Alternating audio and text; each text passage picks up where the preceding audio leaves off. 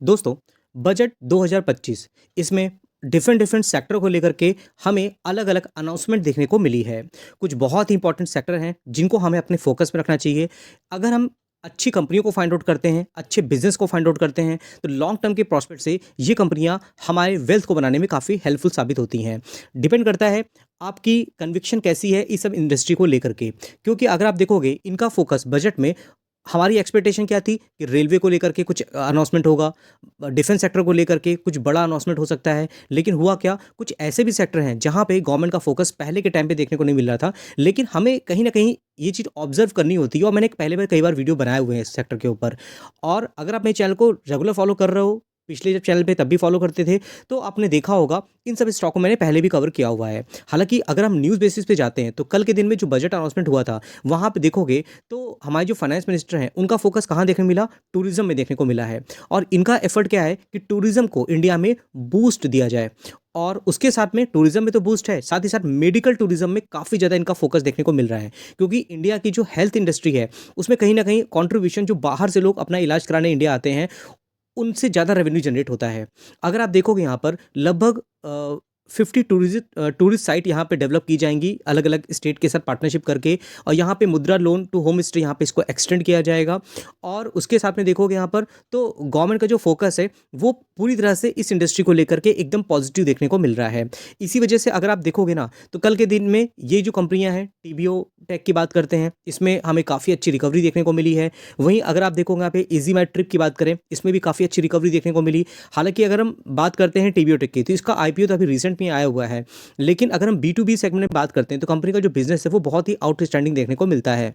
क्योंकि अगर कोई भी कहीं भी घूमने का प्लान बनाता है, टूरिज़्म का फ़ायदा उठाता है, तो उसको पूरी तरह से पैकेज बुक करना होता है। अगर आप देखोगे बहुत से यहाँ पर ट्रैवल टूरिज़्म वाले एजेंसीज़ होती हैं, उनके साथ ये कंपनी यहाँ पर टाई अप करती है और उनको पूरा तरह से पैकेज बना के देती है। उसकी ये टीबीओ टेक का प्लेटफ़ॉर्म अलग-अलग जो एजेंसीज़ हैं, ट्रैवल एजेंसी वो यूज़ करती हैं, जिसमें आप एयरलाइन, होटल बुकिंग सब कुछ आपको देखने को मिल जाता है साइट सीन। और अगर आप देखोगे मार्केट कैपिटलाइज़ेशन के अकॉर्डिंग तो 16,900 करोड़ की मार्केट कैप है। स्टॉक भी देखोगे 77.6 है, इंडस्ट्री भी देखोगे 80.4 है, तो वैल्यूएशन के हिसाब से कंपनी अच्छी है। आरओसी, आरओई देखोगे तो आपको 40% से अबव देखने को मिलेगा। हालाँकि कंपनी नई है, उस हिसाब से अगर आप देखते हो इंस्टीट्यूशन इन्वेस्टर इस कंपनी में काफ़ी ज़्यादा बुलिश हैं। और प्रमोटर होल्डिंग के साथ में अगर आप देखोगे, तो आपको देखने को मिलेगा कि यहाँ पर इंस्टीट्यूशन इन्वेस्टर एफआईएस, डीआईएस की होल्डिंग भी अच्छी देखने को मिल जाएगी। पब्लिक होल्डिंग अगर आप देखते हो यहाँ पर, तो 3.360% की होल्डिंग आपको पब्लिक की भी देखने को मिलती है। उसके साथ में सिर्फ यही नहीं है, अगर आप बैलेंस शीट की बात करते हो, तो रिजर्व कंपनी के पास भर-भर के देखने को मिलेंगे। और 330 करोड़ से 1,000 करोड़ तक के रिजर्व। बोरोइंग की बात करोगे तो लगभग 63 करोड़ से 71 210 करोड़ तक की बोरोइंग देखने को मिल जाएगी। सेल्स ग्रोथ की बात करते हैं, तो देखिए यहाँ पर 440 करोड़ की सेल्स थी, जो कि 1,500 करोड़ तक जाती नजर आ रही है। नेट प्रॉफिट देखोगे 34 करोड़ से 201 218 करोड़ तक देखने को मिल रहा है यहाँ पर। तो ये सब चीज़ें हैं हमें ध्यान रखनी होनी चाहिए। और इनकी प्रॉफिट मार्जिन देखो, वो भी 18% तक का प्रॉफिट मार्जिन आपको देखने को मिल रहा है। उसके साथ में अगर ईजी ट्रिप प्लानर की बात करोगे, ईजी माई ट्रिप की, तो इस कंपनी के अगर आप यहाँ देखते हो प्रमोटर होल्डिंग में, तो आपको देखने मिलेगा इनकी होल्डिंग सिर्फ 50% देखने को मिलेगी। एफआईएस, जीआईएस की होल्डिंग यहाँ देखने को मिल रही है, लेकिन पब्लिक होल्डिंग देखते हो तो 44.05% देखने को मिल जाती है। साथ ही साथ बैलेंस शीट की बात करेंगे, इनके पास रिजर्व 500 करोड़ के हैं, लेकिन बोरिंग आपको जीरो देखने को मिलेगी। सेल्स ग्रोथ की बात करते हैं, तो 200-400 करोड़ तक की यहाँ पर इनकी सेल्स देखने को मिल रही है, जो कि पहले 500-1000 करोड़ तक थी। और उसके साथ में नेट प्रॉफिट की बात करते हैं, 107 करोड़ से 104 है। अब क्वेश्चन मार्क ये लगता है कि इन दोनों कंपनियों में कौन सी कंपनी है जो पर्सनली मुझे अच्छी लगती है। तो मुझे दोस्तों टीबीओ टेक ज़्यादा पोटेंशियल वाली कंपनी लगती है, ज़्यादा स्ट्रॉन्ग लगती है। फंडामेंटल वाइज बात करें, बिजनेस की बात करें, विजन की बात करते हैं, अगर मार्केट शेयर की बात करें, तो कहीं ना कहीं मुझे लगता है टीबीओ टेक की market share easy trip planner से हमें ज़्यादा अच्छी तरीके से ग्रो करती हुई दिखती है। बाकी आपके क्या व्यूज़ हैं, ये जानना जरूरी होता है। साथ ही साथ दोस्तों, अगर हम बात करेंगे ना, अगर हम टूरिज्म की बात करते हैं, तो इंडिगो बात करोगे तो इन्होंने भी अच्छी मार्केट शेयर ले रखी है। कनेक्टिविटी के ऊपर डिपेंड करता है, अगर आप कनेक्टिविटी एक जगह से दूसरी जगह जाना है। हालांकि अगर आप देखोगे तो चीपेस्ट वे क्या होता है, आईआरसीटीसी का होता है, ट्रेन का होता है। लेकिन किसी को अगर कम टाइम में कहीं एक जगह दूसरी जगह जाना है, उसके लिए इंडिगो, इनकी कनेक्टिविटी काफ़ी अच्छी तरीके से देखने को मिल जाती है। हालांकि अगर आप देखोगे, महाकुंभ एक बहुत बड़ा इवेंट देखने को मिल रहा है, वहाँ पे देखोगे तो इनकी फ़्लाइट डायरेक्ट इनकी कनेक्टिविटी देखने को मिल जाएगी। हालाँकि इन्होंने अपना जो एयर फेयर इसको रिड्यूस किया है और जो फ्लाइट नंबर है वो उन्होंने बढ़ा दिए हैं। इससे क्या होगा, कहीं न कहीं इनका रेवेन्यू बढ़ने के चांसेस ज़्यादा अच्छे होंगे, क्योंकि बहुत ज़्यादा क्राउड देखने को मिल रहा है उस ओर। इनके प्राइस तो बहुत ज़्यादा ऊपर जाते हुए नज़र आ रहे थे। और अगर आप देखोगे बजट 2025 में भी देखोगे स्पाइस जेट, इंडिगो, इन सब के शेयर भी हमें फ्लक्चुएट होते हुए दिखे हैं। इसका भी अगर आप देखते हो यहाँ पर प्रमोटर होल्डिंग, तो कहीं न कहीं आपको 49% देखने मिलेगी। इंस्टीट्यूशनल इन्वेस्टर भी काफ़ी अच्छे देखने मिलेंगे। हालाँकि इस कंपनी को हम लोग 2021-2022 में कवर करते आ रहे हैं, जब इस कंपनी में बहुत ज़्यादा वॉलेटिलिटी थी और काफ़ी ज़्यादा करेक्शन देखने को मिल रहा था। और मैंने तभी भी वीडियो बनाया था, कोविड खत्म होने के बाद इन सब कंपनियों में काफ़ी अच्छी रिकवरी होती हुई दिख सकती है। अगर हम बात करते हैं पब्लिक की, तो पब्लिक कंट्रीब्यूशन सिर्फ 4.69% का देखने को मिलता है। अगर आप बैलेंस शीट बात करते हो, देखिए कंपनी पहले लॉस आपको देखने मिलेगा रिजर्व में, लेकिन बाद में क्या हुआ, 3,300 करोड़ के रिजर्व है, लेकिन बोरिंग आपको यहाँ पर देखने को मिली जाती है। सेल्स की बात करोगे, 9,000 करोड़ की सेल्स थी, 76,000 करोड़ तक जाती हुई नजर आ रही है। नेट प्रॉफिट देखोगे वो भी आपको 6,000 करोड़ तक देखने को मिल रहा है, जो कि बीच में देखोगे लॉस में देखने को मिल रहा था। तो प्रॉफिट में आई कंपनी और अच्छी तरीके से यहाँ पे सेल्स करती नजर आ रही है। हालांकि यहाँ पे नेट प्रॉफिट बहुत ज़्यादा देखने को नहीं मिलेगा, और लेकिन कहीं ना कहीं अगर लीडरशिप की बात करते हैं तो इस कंपनी ने यहाँ पर बना के रखी हुई है। अगर डोमेस्टिक प्रेजेंस की बात करते हैं तो फिर हम बात करते हैं दोस्तों हेल्थ केयर सेक्टर की। मैंने एक डेडिकेटेड वीडियो कई बार बना रखा है अगर हम हेल्थ केयर सेक्टर की बात करते हैं, क्योंकि जैसे मैंने आपको बताया कि इंडिया में जो हेल्थ केयर सेक्टर है, हालांकि बाहर की कंट्रियों से कंपेयर करोगे ना, हमारी जो नेबर कंट्रियां हैं उसके कंपैरिजन में क्या है कि इंडिया का जो हेल्थ केयर है वो बहुत ज़्यादा चीपेस्ट उनको लगता है, इसलिए बाहर से लोग आते हैं इंडिया में अपना इलाज कराने के लिए, और इसी चीज़ को मेडिकल टूरिज्म को बढ़ावा दिया जा रहा है। थोड़ा सा आप डेटा देखोगे तो आपको क्लैरिटी आएगी कि ये जो सेक्टर है ये एक्सपेक्टेड किया जा रहा है $600 बिलियन तक पहुंचता जा सकता है 2026 तक। जिसमें देखोगे रीज़न क्या है, demand for the specialize care की बात करें, इंडिया में अवेलेबल हो जाता है। मेडिकल टूरिज्म आप यहाँ देखोगे, ये वर्ल्ड आपको यहाँ पे देखने को मिल जाएगा। India's health care system is known for its higher quality and cost effective treatments which attract medical tourist. तो ये चीज़ें आपको जानने जरूरी होती है। मैं पहले भी डिस्कस किया हुआ है, ऐसा नहीं मैं पहली बार डिस्कस कर रहा हूँ।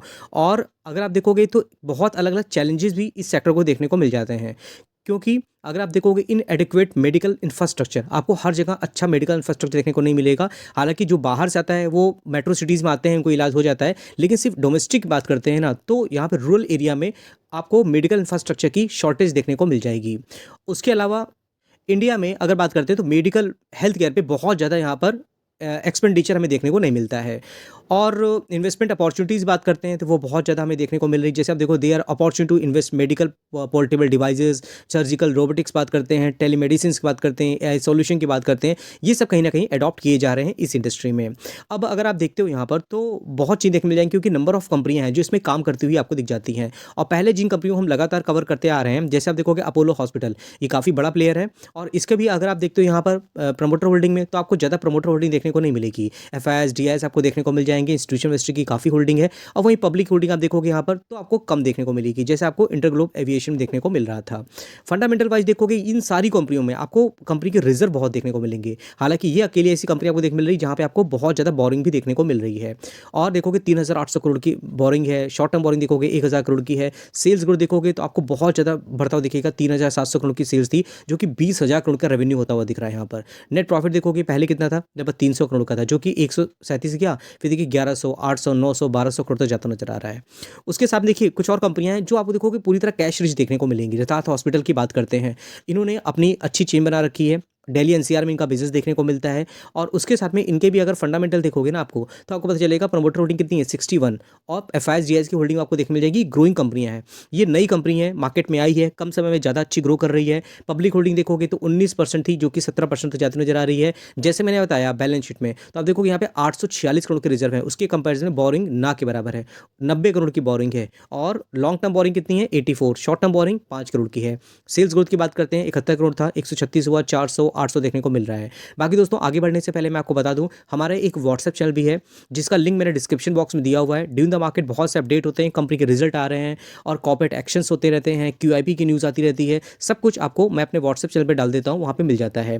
तो आप हमारे व्हाट्सएप चैनल के साथ कनेक्ट रहोगे। आने वाले टाइम पे भी जितने भी वीडियो आते रहते हैं, सबका लिंक मैं अपने व्हाट्सएप चैनल पे शेयर कर देता हूँ, और ये आपके लिए काफ़ी ज़्यादा फ्रूटफुल और इन्फॉर्मेटिव होता है, क्योंकि फ्री ऑफ कॉस्ट है। जरूर आपको एक बार ज्वाइन करना चाहिए। हमारा एक एप्लीकेशन भी है जहाँ पे आपको काफ़ी फ्री वीडियोस देखने को मिल जाते हैं। आज के दिन भी मैंने एक वीडियो डाला हुआ है, जरूर यहाँ पे जाके गो थ्रू करिएगा। उसका लिंक आपको मेरे व्हाट्सएप चैनल पे मिल जाएगा। और उसके बाद आ जाते हैं टॉपिक में, तो देखिए नेट प्रॉफिट देखोगे इसका भी, तो 3 करोड़ से लॉस हुआ, -2 गया, फिर देखिए 20 करोड़ से 44 और 130 देखने को मिल रहा है यहाँ पर। बाकी अगर देखिए वैल्यूएशन की बात करते हैं तो यहाँ पर आपको देखने मिलेगा स्टॉक भी 32.2, इंडस्ट्री भी देखोगे 58.9, वैल्यूएशन भी कंपनी का अच्छा है। Return on equity, return capital employed बात करें वो भी आपको 23.9 और 21.7 देखने को मिल रहे हैं। उसके साथ देखिए एक और इंपॉर्टेंट कंपनी है जिसका नाम यहाँ देखोगे आर्टेमिस हेल्थ केयर देखने को मिलेगा। ये कंपनी भी अगर आपने पहले से फाइंड करके रखा हुआ है, कहीं ना कहीं इसमें अच्छे रिटर्न आपके बन रहे होंगे। करंट टाइम में देखोगे इसमें प्रोमोटर होल्डिंग 67% की है। इंस्टीट्यूशन इन्वेस्टर भी देखने को मिल जाएंगे। गवर्नमेंट की भी यहाँ पे 7% तक की इन्वेस्टमेंट देखने को मिलेगी, जिसमें आप देखोगे government of Kerala, Kerala state industrial development की बात करते हैं, पब्लिक होल्डिंग आपको 21.93 तक देखने को मिलेगी। बैलेंस शीट इसकी कंपनी का भी 400-700 करोड़ तक है। बोरिंग आपको 300 करोड़ तक देखने को मिल जाएगी, जिसमें लॉन्ग टर्म बोरिंग 212 है, शॉर्ट टर्म बोरिंग 30 देखने को मिल रही है। वहीं अगर हम सेल्स ग्रोथ की बात करते हैं 200 करोड़ से 300, 700, 800 करोड़ तक देखने को मिलेगी यहाँ पर। उसके साथ में अगर नेट प्रॉफिट की बात करें तो 33 से 40 करोड़ और 65 करोड़ तक देखने को मिल जाएगा। बाकी दोस्तों सेबी का जो रूल आया हुआ है उसके अकॉर्डिंग मैं किसी भी कंपनी का चार्ट आपको शो नहीं कर सकता हूँ करंट डेट में। आप जो कंपनी के बारे में बता रहा हूँ आपको जरूर उसकी वॉच लिस्ट बना लीजिए और आपको तुरंत करंट डेट का जो प्राइस होता है वो आपको तुरंत वहाँ पे दिख जाएगा। इससे क्या होगा, अच्छी कंपनी को फाइंड आउट करके रखोगे एटलीस्ट, और जब आप डिसीजन लेते हो तो आपको ये फंडामेंटल आपके हेल्प करेंगे। ईपीएस जो बढ़ता हुआ दिख रहा है वो एक कॉन्फिडेंस देता है कि हाँ कंपनी का जो वैल्यूएशन वो बहुत ज़्यादा आपको बढ़ता हुआ नहीं दिखेगा।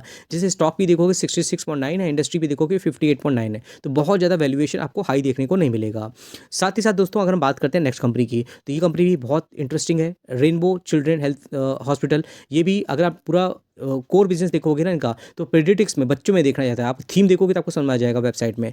और उसके साथ में गानी में देखोगे तो वहाँ पे इसमें बिजनेस देखने को मिलता है। कंपनी की जो ग्रोथ है वो लगातार आपको देखने को मिलेगी। प्रमोटर होल्डिंग आपको कम है, लेकिन इंस्टीट्यूशन इन्वेस्टर आपको यहाँ पे काफ़ी अच्छी क्वांटिटी लेके बढ़ते हुए दिखेंगे।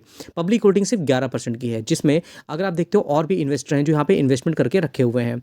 और जैसे आप यहाँ देखोगे 1.22% की होल्डिंग है, इनकी देखोगे 1.11 है। आशीष कचोला जी के पास भी पहले होल्डिंग थी, लेकिन उन्होंने अपनी होल्डिंग को ट्रिम कर लिया है यहाँ पे।